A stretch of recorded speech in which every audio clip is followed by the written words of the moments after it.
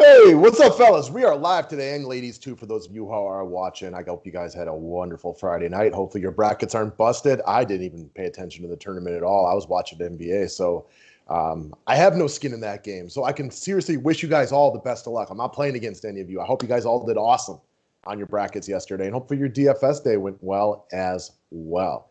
It is Saturday, the 20th of March. Click that thumbs up button. Let's try to get to 100 likes today.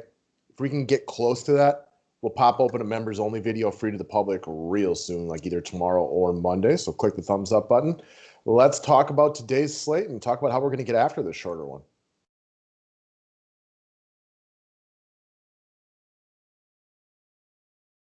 All right, guys. Shout out to Andrew Wiggins who made the cover today.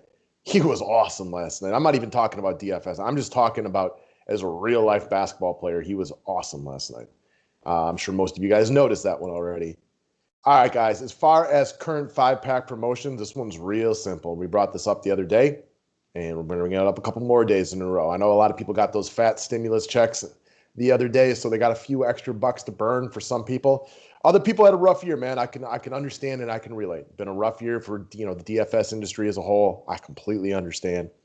Hopefully it helped, though, and hopefully some people are doing better because it's been a weird year to say the very least. Anyway, we have annual memberships. What an annual membership is for the five-pack, it's all three sports you covered, baseball, basketball, or football.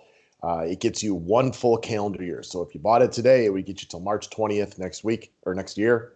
It's 365 days, all the write-ups. It will take care of, Discord, everything like that. Usually they're $200. So it's a $50 discount today. If you just want to pay the $150, there's a Venmo and PayPal address below. Use it. Send it over at $150. You get the full year, all three sports, all of football season, everything like that, NBA playoffs, you name it.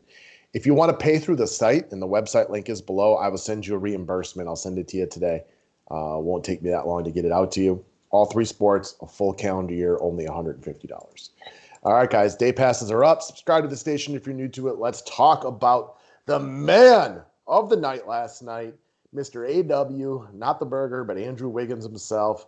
He's going to be cash lock for the day. Why? Well, one, Steph Curry is very unlikely to play today.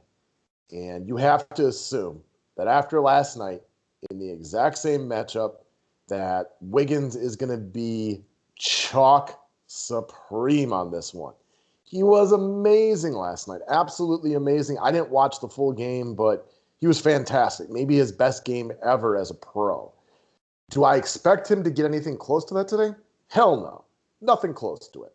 However, he can be so much worse than last night and still be a good play.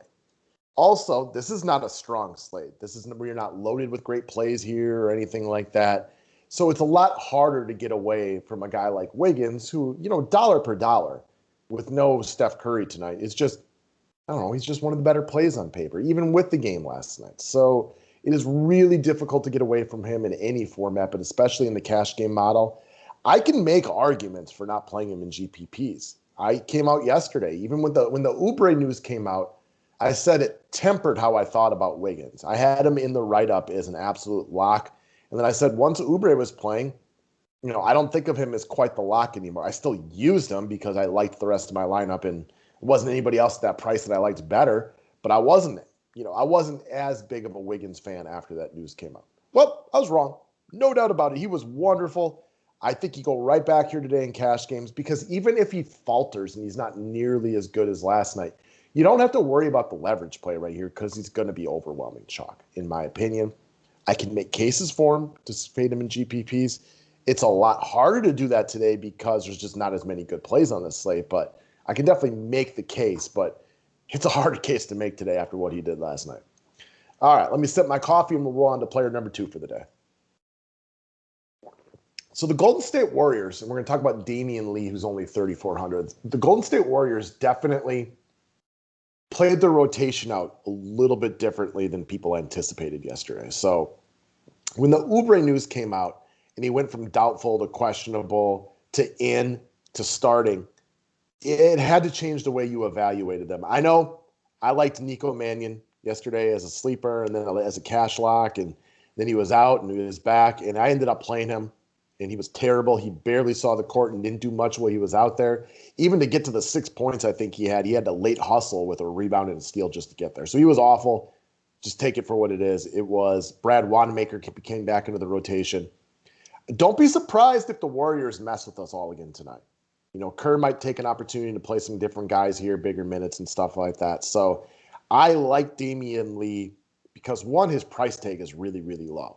He's also a capable offensive player. He's not a great offensive player. Please don't interpret that as great, but he's a capable offensive player. Sometimes we get these teams missing their best player. They got to play guys that, they just aren't that capable. He is a capable offensive player. So at 3,400 with dual eligibility at the 2 weakest spots on the board, I'm all about it right here. I think he's fine for cash games, for GPPs, you name it. There's plenty of guys on the Warriors to look at today because it is a weaker slate, shorter one and everything like that. But I think Damien Lee is a guy that's got real upside. Since we just saw it, that's not exactly a bold call right there. And I think he's going to get run under all game scripts today. Memphis rolls, Golden State rolls, no matter what, he should see a little time out there. Reward him for playing well last night. And again, he's only 3,400. Next up, let's talk about the man, the myth, the legend, which is Giannis Antetokounmpo. You guys know he's my favorite player. Let me sip my coffee again, and we're going to talk about why we get him into our lineups today. And before we do that, I would like to petition DraftKings. And this is coming from the world's biggest Giannis Antetokounmpo fan, maybe outside of his family. Raise his price. I don't like, yesterday in my main lineup, I ran with Jokic and Doncic. Okay, they were both, high owned, and they were both really, really good. Raise the prices on the studs, and Giannis is right in that same category. I would love to be able to hit the mid-tier a little bit harder instead of having to go stars and scrubs every single day. I know this is something that I've been starting to whine about a lot lately. It doesn't change today. Lock in Giannis at 11-1. He should be 12-5 at this point. You should have to think about playing him. You shouldn't just have to lock him in on every single slate. And this coming from the guy who watches all of the Bucks games and wants him in his lineup. Raise his price. Okay, enough whining. I'm done. I'll save my crying session for somebody who cares. Okay, he's 2 days rested. Not that this guy ever gets tired, but I love the fact that he's 2 day rested and he doesn't play tomorrow. I think that's important tonight because I think this is a really bad spot for the San Antonio Spurs. They played last night. Milwaukee's rested. I could see San Antonio playing a good first half today, and this one gets out of hand in the third quarter. It's a tie game at halftime, and then they come out in the third quarter. The Bucks are plus 15 in the third. Pile it on early in the fourth, and then Giannis is chilling the last 6 minutes of the game. I think that is a definite possibility. In that situation, though, I still expect him to hit a floor of 50, 55 points in that situation, which is still solid. It's not what you're looking for in GPPs, but I almost look at that as a worst-case scenario right here, barring, an ejection, which is not a thing he does, or foul trouble, which is something that he does, but he still usually finds the way to get there because very few people roll into DFS points as quickly as he does. Another point for him, where else are you going for studs today? I got one other guy above 9K I'm a big fan of. We're just not loaded with him today. So he's a really, really easy play. I expect him to be wildly popular here today for all of the obvious reasons. But where else are you going to go to spend your money, especially with all these pay down options on the Warriors, just making him easier to play? Also, he's never going to win the MVP this year because of the way that the media likes to vote. But that doesn't mean that he's not trying to make a late season MVP push. So I think this year's MVP race is super, super intriguing. And I was with Vegas, and the odds changed that made Joel Embiid the favorite prior to the All-Star break, and then he got hurt. Okay. Kind of pushes him down. Now it's LeBron, back in the fold. And I do think that it should be LeBron as of right now. And part of that is the fact that I think LeBron could easily have 4 or 5 more of them. Maybe not the 8 that Kuzma says, but he could definitely have a bunch more. And if it's close like this, I'd like to give it to the old man who, should have more than 4. I think we all know that. However, I was really looking through the numbers and the records the other day because I was trying to figure out who I thought it was going to be. And quite frankly, if he hadn't won the last 2 and then folded in the playoffs, I think Giannis would be a top 3 candidate right there. Number 3 in PER. I think he's 3rd or 4th in scoring, top 5 in rebounds. He's top 25 in every category. He's got one of the better records in the league, and he has no true secondary superstar. So He won't win the MVP, but that doesn't mean in his mind he isn't trying to push for it, which could be another reason for him to try to pile on stats today, which is all we care about, which is fantasy numbers. All right, let's move over to long shots for the day. Let's talk about another Milwaukee Buck by the name of Bryn Forbes, who I think has a number of reasons to take a look at him today within GPPs, especially deeper GPPs. One, no DJ Augustine. So they traded the veteran point guard the other day for PJ Tucker. I know there was some picks and Karooks and other guys in there, DJ Wilson, but really it was Augustine for PJ Tucker more than anything, which means that Forbes is really now the guy coming off the bench who can run the point guard. Now Forbes is more of a shooting guard, masquerading with some point guard eligibility. Come playoff time, it's going to be Middleton, Giannis, and Jrue Holiday with the ball in the hand the entire time anyway, so it's not like Augustine was going to see major run. But this does give Forbes more time within the second unit to maybe be a little bit more of a point guard-esque. That being said, my biggest reason for liking him, this is an elite shooter. Not an elite basketball player because he's not even close to that. He's a defensive liability, doesn't do much besides shoot, but he is an elite shooter coming off an 0 for 10 game. I think his butt's been in the gym the last couple days, frustrated by that.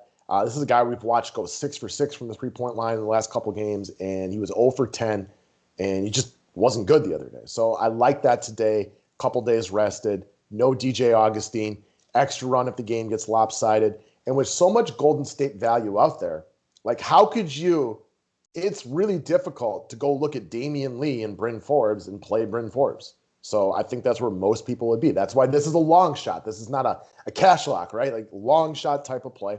He'll see minutes. I don't generally care about these things because I think it's mostly made up by, people who watch basketball and want to believe it in the media. But he's playing his old team. That's something you like. Maybe the coach gives him a couple extra minutes to play his old team. I don't think it's a big deal, but I know it's something that people like to bring up. So I usually tend to at least bring it up as a talking point. He's playing his San Antonio Spurs tonight. So there's something else right there. I just think that at 3,200, you're going to see a pristine shooting night from Mr. Forbes today. All right, last up, long shot. Let's talk about Jonas Valanciunas. So I don't know what his ownership is today. I'm still a little torn on this one.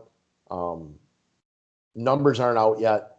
Check back. I could be wrong here, and he could be very, very popular. But as now, I don't think he's going to get too much love because 7,700 is a bigger price tag for him. So as terrible as Memphis was last night, and they were terrible. They were clearly sleeping on the Curryless Warriors. They played awful. And Golden State played well, so it was kind of a mishmash of the two things, but they were bad. We did see that Jonas Valanciunas offers a clear mismatch to the Golden State Warriors. They just don't have the size to battle with him. He's too big, right?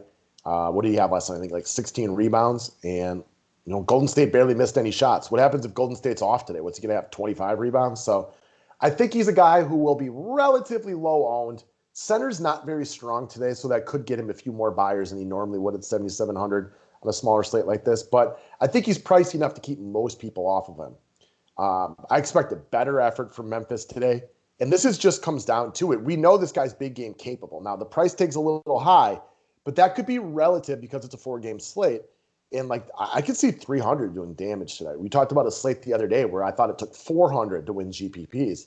I think tonight might be a slate where, if Golden State doesn't play well, 300, 330 could do, decent damage in GPPs today. So if Jonas were to go for, say, 44, 45 tonight, that's not crushing value, but it's a solid night, especially if some of the other centers aren't great. So this is just, to me, this comes down to a better effort from Memphis tonight and a guy who's clearly a mismatch for the lack of size that the Warriors have.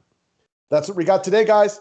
Click that thumbs up button so we can give away a free members only video. Take advantage of that annual membership sale so we can get a bunch of you guys really, really cheap service for the next year. We got baseball season coming up in about 10 days. Let's rock and roll and have yourselves a great Saturday.